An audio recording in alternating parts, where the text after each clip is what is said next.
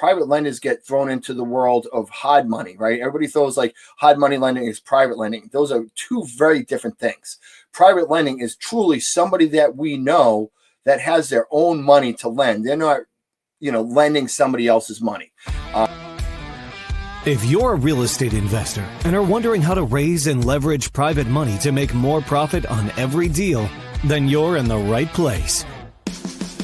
On Raising Private Money, we'll speak with new and seasoned investors to dissect their deals and extract the best tips and strategies to help you get the money, because the money comes first. Now here's your host, Jay Conner. Welcome to another amazing episode of Raising Private Money. I'm your host, Jay Conner, also known as the Private Money Authority.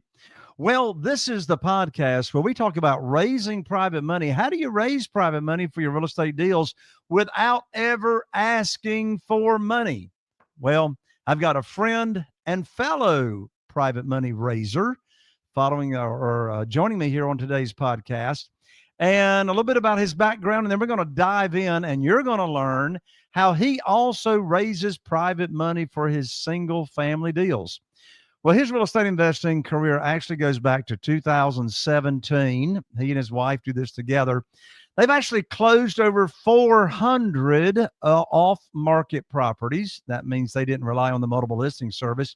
And they've done this across 6 states, and now they have actually built a thriving business from starting from a very small $11,000 investment.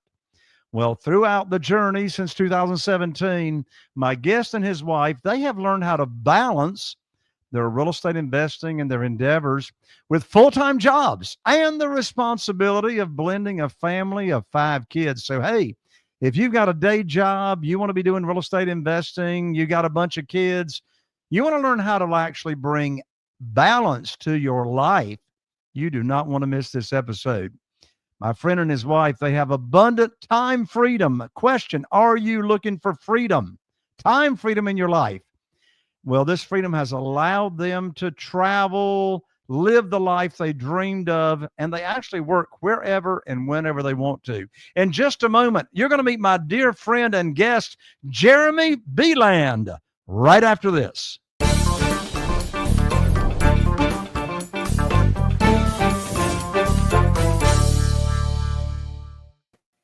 Jeremy, welcome to the show, my friend.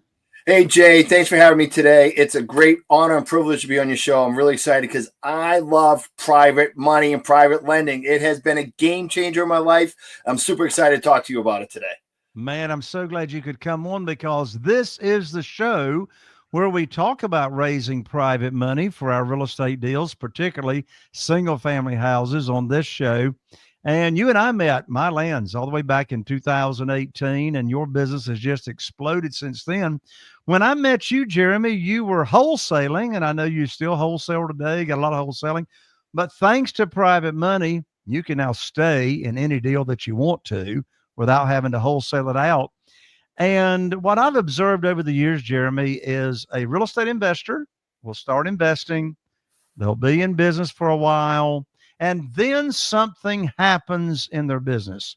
Something triggers the real estate investor to learn or want to learn about private money.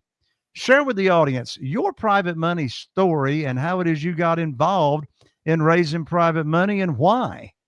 Yeah, it's a great question, and you're absolutely right. So I started my journey in 2017, right? I joined the Wholesaling Inc. Coaching program, started doing my, my first initial marketing January 2017. And we went on to do like 10 deals that year and made like $70,000. But we built the foundation of a business, wholesaling business. And it was in our second year when I really started to learn more about it, right? We started to get better at the off-market acquisition stuff. And I was selling these deals or assigning these deals to cash buyers. And, you were just like giving away small multifamilies, and I was giving away these deals. And I was like, man, if I could just figure out how I could get private lending, because I knew about it, but I didn't know enough about it. I just knew of it. I'm like, if I could figure out how to get private lending, I really could start to take control of these deals rather than giving them away at a discount, even though I was trying to sell them for as much money as possible. I could get more money out of my efforts on back end from my efforts of the front end. And, and I remember seeing you at the Asheville Summit and you talked about private lending, and I was like, wow, amazing. And we ended up buying your tapes that you had back then, and we listened to them. And then I just went on this, journey of how do I acquire private lending. And it was shortly after that, early in 2019, we got our first lender, and then led us to another lender. And it has been a pivotal moment in my success in my business. Without private lending, I would not have nearly the success that I have today. It has been an absolute game changer in my business. Yeah, you told me before we actually went live here on the show that you pretty much move about $3.5 million in cash from project to project, or single family house to single family house. I do the same thing. I haven't had to raise private money in many years because we keep moving that money from project to project to project. And so you've got a lot of experience in raising private money. You were a wholesaler. You still do wholesale deals, of course. You get to stay in any deal that you want to because you've got the cash available. So when you realized you needed private money, you got my training and et cetera on private money. What did you put into action? One common question I get all the time, Jeremy, is, well, Jay, I want to get involved in private money. How do I start? How do I start raising private money? What advice would you give to the audience here, Jeremy? How do they start if they haven't ever raised it before? Well, what I've learned with private lending, Jay, is it's there. It's in our sphere of network, and we just don't know it, right? So when I talk to students in my program and they talk about private lending, I say, this private lending is in your contacts right now in your cell phone. And if you were to call every single one of those people and tell them about a deal that you had, you would find somebody that had, self-directed IRA, a HELOC, right? A home equity line of credit, 401k, maybe just cash sitting around, not doing anything. People have access to cash that we don't realize, and they love real estate. They love watching HGTV, but they don't want to flip a house. They don't want to be a landlord and working with, tenants. And as we always hear, like the toilets breaking in the middle of the night, but they think real estate is sexy and they want to be involved in that. And being a private lender is a great way for them to do that. But what I find is that a lot of these people just need to be educated, right? So they don't know what they don't know. So a lot of what I've learned from private lending, other than maybe one strong lender that I had that came into me as a private lender, most of the people, just people I knew in my network that had money, and I had to educate them. And it was bring them a deal, show them this deal, show them how they could get returns on this deal. Went through a transaction. They loved it. And when the money started to come back, they were like, whoa, what are you doing? I don't want my money back. Go find another deal. And then it just kind of snowballs from there. So, people that have not raised private money before have got a misconception as to what these private lenders look like and who these private lenders are. A lot of times real estate investors that have not raised private capital think that, they got to be, that private lenders are highly sophisticated, that private lenders are super, super wealthy. In my experience, I've got 47 private lenders. They're all regular, run-of-the-mill, regular people. And I'm just curious. Jeremy, how would you describe the complexion of your private lenders? In other words, what do these people look like? What type of people are these? Yeah, you hit the nail on the head. They're just everyday people, right? So we have a little less than a half dozen private lenders that have some big capital. One was a retired business owner. He used to sell used cars for years, and then he retired, sold his car dealership, and he had money, and he's just looking to reinvest it. Another one was a childhood friend of my wife's, who inherited some money at a young age due to, some unfortunate circumstance with her family. And, the other guy, he's just a house flipper that retired. He flipped a bunch of houses, but he just he doesn't want to flip houses anymore, but wants to keep his money working. And then another one is just, a buddy of mine who just happened to be, a high earner in a W-2. And, he loves Bitcoin, but he also loves investing in people like us. So, yeah, a lot of it's not like, and I had that misconception coming in when I was new. I thought there were these big, fancy, sophisticated people, and obviously, as you probably know, private lenders get thrown into the world of hard money, right? Everybody throws like hard money lending is private lending. Those are two very different things. Private lending is truly somebody that we know that has their own money to lend. They're not, lending somebody else's money. I love private lending. I got it. I know we're not going to have enough time today, but I could go on and on and on and on about it. It's awesome. Well, how much, or how would you describe, how has private money actually changed your business and your business model? Oh, it's completely changed it. It would be hard for me to even quantify it, to be honest. We went for, it's what brought us to a 7-figure a year business. So, prior my New Hampshire market, we were doing just under about $500,000 a year as a wholesaler. Once we brought on private lending, we decided to double, triple, quadruple that growth, because now we had the ability to take down properties, wholesale them, right, where we could buy the property, immediately resell it on the MLS without doing anything, because we were coming across these properties all the time. But in previous years, I didn't have resources to do that. And then we started to come across great opportunities with flips where we could start getting 6-figure returns rather than just selling for $20,000, $30,000, $40,000. And then obviously I'm giving away great rental properties during this time too. And, I wanted to hold on to some of these properties, but we didn't have the resources. So now with the private lending, I was able to start, borrowing my properties and adding to my portfolio of single and smaller multifamily properties, starting to flip everything. And wholetailing is a ton of what we do in our exit strategies. I would say almost half of the properties we do a year are houses that fall into the wholesale category, and we make a significant amount of money off that, which we would not be able to do if it wasn't for private lending. You said a very, very important word a few minutes ago, Jeremy, and you said the word educate. You said you go about educating people, that you already have connections with. I'm the same way. When I start talking to people, I put on my teacher hat, which says private money teacher, right? And I start educating them. So let me, you said you got about a dozen private lenders. First question, did any of those 12 private lenders ever know about private money until you told them about it? Or did some did and some didn't? Some did, most didn't. They knew they could lend on our projects, but they didn't really understand how it would work. So a lot of it was just like, I would create like a little brochure. Here's the project. Here are the comps of what we're going to resell it at. Here's what we're buying it at. Here's what we're going to put into work. Here's pictures of what we anticipate, right?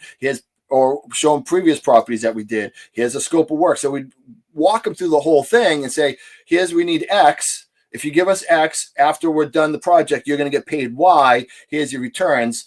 And that's really what we had to do. And, once we educate them a couple times through, they knew it. And, they've been with us for years and years and years. The way I start conversations, the way I educate people, typically what I do with my private lenders, and I'm interested in my audience here and how you go about it.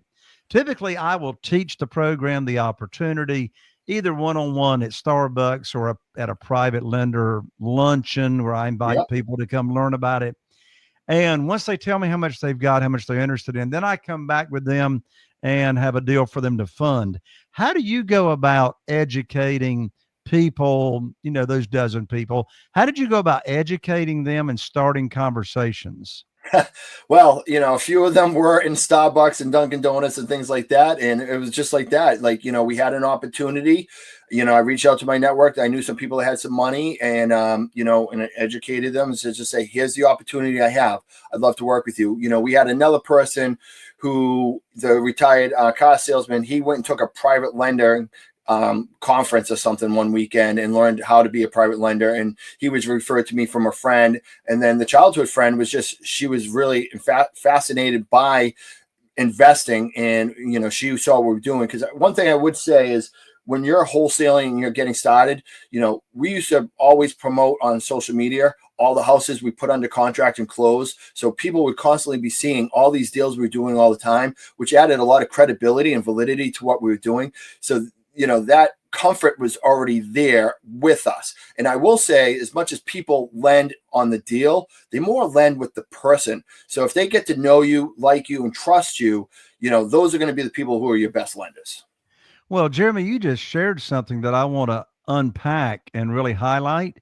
And for the audience that is listening right now to the show, here's a big takeaway. Here is a big takeaway. Do not miss what Jeremy just shared. And that is, if you're doing deals already, you need to be putting all those deals on your social media, establishing the credibility of what you're doing. Share with the world, share with people in your social media what it is you're doing. Let's drill down on that for a moment, Jeremy. What kind of information would you share on social media about your deals? Yeah, absolutely. Any property you got under contract, right? So I would just post a picture of the house. Got this house under contract today. Most of them, though, were houses that we closed because, we're closing multiple wholesale deals every single month. So I'd just be like, close on this deal today, close on this deal today. And, the people that are in our feeds that we don't think are watching us, but are watching us. And these are the people that want to do this stuff, but they don't know where to go, where to start, or whatever, right? They're just really interested and curious. And they would just start seeing deal after deal, month after month after month. And then when you go to have that conversation with them, they're like, well, yeah, I would love to work with you because I know you're doing stuff, right? When you're a first-time investor, first-time property, never done anything, I would assume that'd be a little bit more risky and challenging for most people to overcome. I don't think it's impossible. I think you could definitely do it. But if you're posting your deals right away, all along, people are going to see your success and want to be part of it. They typically will start reaching out to you more so than you trying to reach out to them. So, Jeremy, you and your wife, Shelly, you're in this business together. You've got hundreds and hundreds, and Shelly has got hundreds and hundreds of contacts in your cell phone, in social media, email. How do you decide who you start talking with first and sharing the opportunity with? Yeah, if I had to start it all over again, I just would go through everybody. I wouldn't even overthink it, honestly. I would just make it a numbers game, and I'm just going to start at A and then to Z. And because I think if we have preconceived notions of who has money and who doesn't, we're going to leave opportunities on the table, because there's a lot of the lenders we're doing business with now are people that we would never have probably reached out with, because we would have had a preconceived notion that they may not have the money, and they do. And the people that you think have the money may not. So I would just go through the books and, go through the contacts and just ask them. And I think you'd be very surprised how many people personally really well that would be very, very interested in partnering up with you with the lending aspect. I think it's way more than people realize. So really what you're saying is, don't judge a book by its cover. Even though you think you know somebody, you really have got no idea what they got, what they don't have. So really what you're saying is don't rule out anybody. Don't, yeah, because somebody may be living month to month, financially and living a modest life, but doesn't mean they don't have $200,000-$400,000 in equity in their home that's just sitting there. And if somebody taught them how they could get, a significant return on that they wouldn't be all in on lending that money. So, we can't judge a book by its cover. Jeremy, I know you are a fantastic coach. You've got clients that are, learning from you, learning how to do the business. One of your expertises is you've got some secrets. You know how to use the multiple listing service to get more money out of the deals that you get. Give us a little appetizer on that. How does that work? How do you use them? How do you use the multiple listing service? Yeah, well, it's just something I learned from another coach along the way, right? So we're all about mastering the off-market acquisitions, right? We're going out and finding all the off-market deals. Wholesaling is great until you learn how to master the off-market sales, but then you need to start looking at different exit strategies. So one of the things we like to do with our wholesale deals, we like to pre-market our deals on the MLS. There's certain language that you have to put in the listings and have it vetted. Every state is a little bit different, but as long as you have an attorney write it up and your commission write it up, you let the sellers know, hey, you're going to be pre-marketing this property on MLS.